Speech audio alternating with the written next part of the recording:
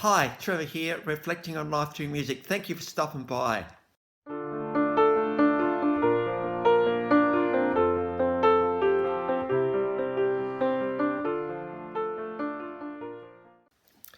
Well, coming again today, you're very, very welcome. How great to see you all back.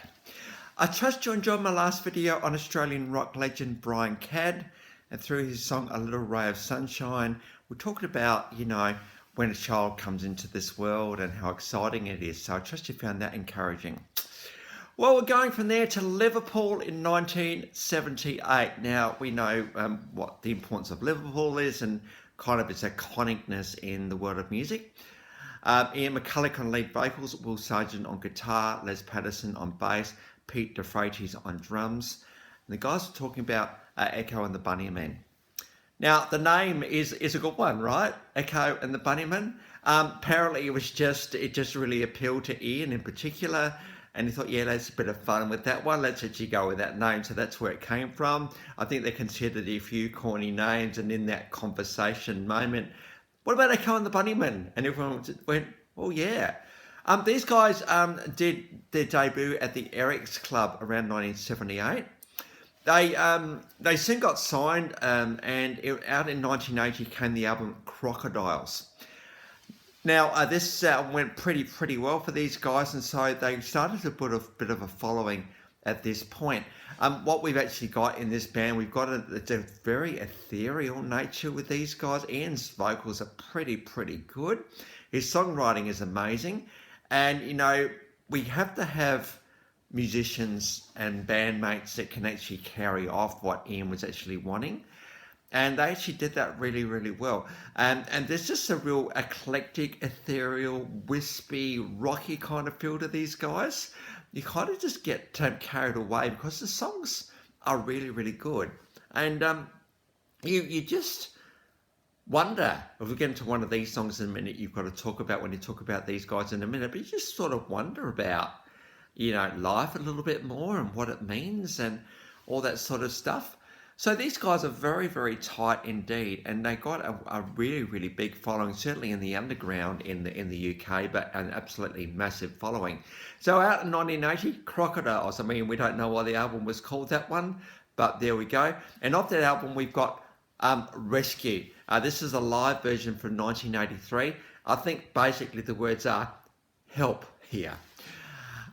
Rescue, being rescued, wanting to rescue someone else. Just a concept of sometimes we need someone to come alongside us and just give us a helping hand. So we've got that one. In 1981, it Shine So Hard. There was a mini movie that was brought out for these guys. Now I was going to put this one up online, but you can look it up if you want to. Just go Shine So Hard, Echo and the Bunnymen. It's about 30 minutes long. This is in the beautiful Buxton Pavilion Garden. So imagine rock in kind of a glass house kind of thing. And you've got Shine So Hard. So a beautiful sort of thing that Echo and the Bunnymen were involved in. A bit of an artistic kind of feat really, that one. Out in 1981, we had Heaven Up There. So that was their next album, and we've got a live version of A Promise from that. 1982, Out Came Porcupine. So given this was their third album, this was a highly anticipated release, this one. We've had an album in 1980, one in a mini movie in 1981, another album in 1981, and then we've got an album in 1982. One of the things about Echo and the Bunnymen, they did not like to conform. They wanted to do their own thing. And they were often fighting against a record company who said, hey, we need something a bit more commercial. And they said, well, no, we're all good. So I think Ian had a very artistic nature about him, and I think he wanted just to be able to do his own thing. And thank goodness the record company kind of allowed him to do that. So off the 1982 album Porcupine, there's something about animals in their album titles. We've got The Cutter, so the live version of that one. The world changed a little bit for these guys in 1984, though, when out came the Asian album Ocean Rain. And they were absolutely, hitting their artistic flair. They got to know who they were as musicians and artists and songwriters. And when you talk about Echo and the Bunnymen. The song you've got to talk about is The Killing Moon. Again, Ocean Raid album of 1984. Now I've got an official and live version of this one below. Now, talk about etherealness, eternity, fate, who we are as human beings in this world. This song absolutely captures not the outward journey of it, but the inner journey of it. The song very much is narrated from the concept of a guy and a girl, but the girl is kind of wanting to kiss him, but is not wanting to at the same time. She's giving herself over to fate. Now, this is what the Killing Moon, I think, signifies. When you look at the clip, you think, I have no idea what it's about. But apparently the story goes that when Ian was in bed one morning and he just bolted up outright and he had these lyrics in 10 minutes. Now, he said, no, he's not really a religious man, but what he said was that he gave credit to these lyrics to God, because he didn't think there was no way in the world he was capable of writing lyrics such as these ones. And I think, and again, going in this ethereal nature of this song, we've got to be a little bit ethereal with how we talk about it. And that is, we're walking along life, we're doing what we do. Is it all planned? Is there some hand guiding us? Is there's some force out there that is kind of guiding our steps?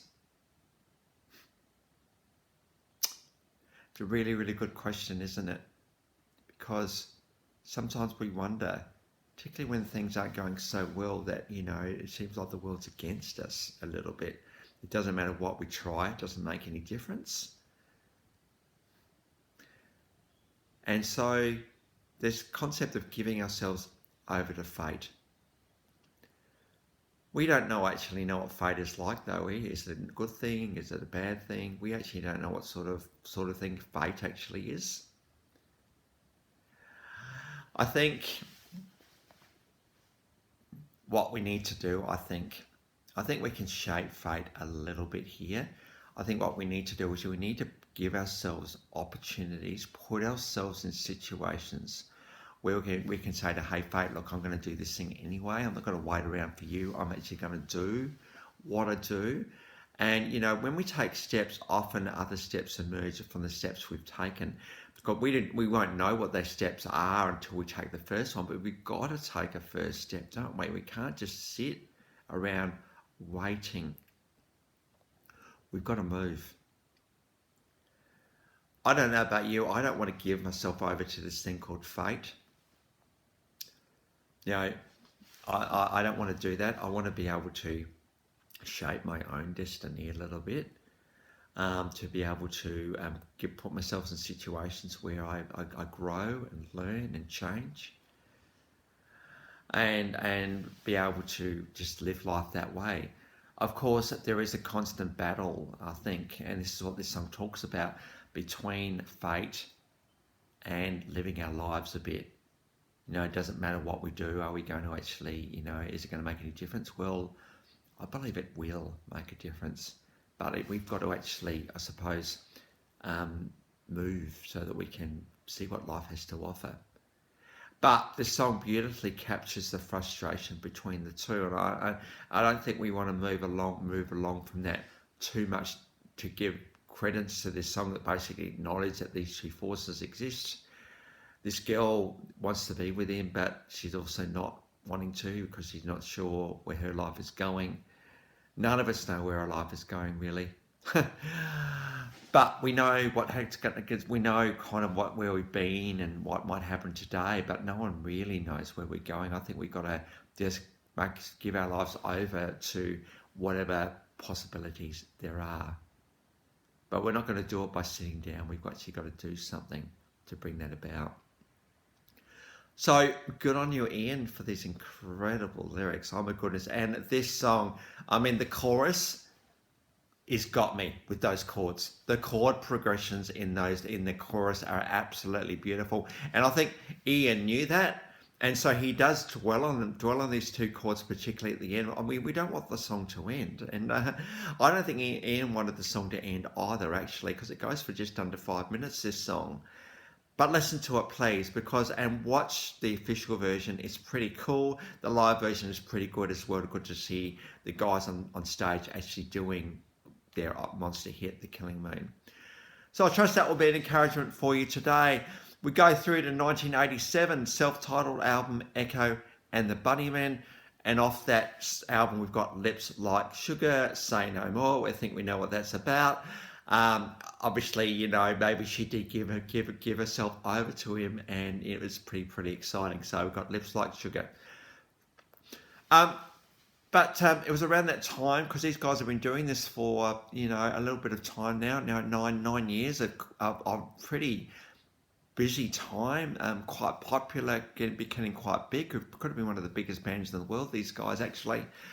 The stress was starting to show, creative differences, all the sort of stuff that goes along with that. I'm sure money was in there as well, and it wasn't going so well. These guys, in fact, in 1989, Pete DeFreitas got killed in a motorcycle accident, and at that time also Ian McCulloch left as well, and so there weren't many left at this point. But to their credit, Echo and the Bunnymen kept going. And as bands always seem to be, they never seem to have an end point to them. And so at some point they got a new drummer, and Ian actually came back. And there was another album released at that time, around 1997. The album Evergreen came out. And there's a song off that one, Nothing Lasts Forever. I think when you have an opportunity to reflect on the things that have happened in the past, an opportunity to sort of think, wow, that was a bit of a thing. Nothing Lasts Forever seems apt for these guys to actually write this song, and I think reflecting back on all of the things that have happened, including Pete's death, which would be enough to do any band in, really. Now, Nothing Lasts Forever is a great reflective piece from Echo and the Bunnymen, and we've got a live and official version of that one. So between 1980 and 2018, and there's been some gaps in there, obviously. 13 studio albums, 10 live albums. Wow, 10 live albums. That's a lot. 9 compilation albums, 5 video albums, 22 music videos, 8 EPs. So that's a lot of output. 30 singles, estimated sold around 660,000 albums. So in the scheme of things, you know, pretty successful guys that just did their thing, but, you know, put their stamp of art on the world. So the links to those, how many we got? We got 1, 2, 3, 4, 5, 6, 7, 8. Well, 8 clips are in the description below. I do like to give you a bit of a taste of the band. Now, normally go from the beginning and a bit later. You notice I haven't put the song I've talked about at the start, but please listen to that one because it's amazing. I'd never actually heard it before, and so it's good to actually hear it for the first time and think, wow, I can see why it was a hit for these guys. So 8 clips in the description. Let me just check. 1, 2, 3, 4, 5, 6, 7, 8. As I check my notes, as you probably realise I'm doing. 8 clips in the description below. And I've also included my last video from Brian Cadd, as I always do as well. If you want to recap on him, feel free. Interestingly, Brian was in that 1960-70 period, so around the similar time in Australia. So if you've come back for another one, or this is your first time to Life Reflections Through Music, thank you to everyone for coming here or coming back. It's so good to see you all here. Value each of you guys very, very much indeed. The encouragement always is, if you do click on one of my videos, watch it to the end, because it's great to do this. I suppose, just responding to a comment I got recently. The comment was 2 words: bad video. Thank you for that feedback. I did encourage that person to make a request. And I suppose, we're not talking pristine and perfect here, but you know what? I'm just trying to make a positive difference in the world, as you guys absolutely know, and through the other comments I've received. So thank you to that guy for that comment. It's all good. So until next time we get on to star of a stage, in particular, Elaine Page. So until then, I'll catch you around. Bye for now.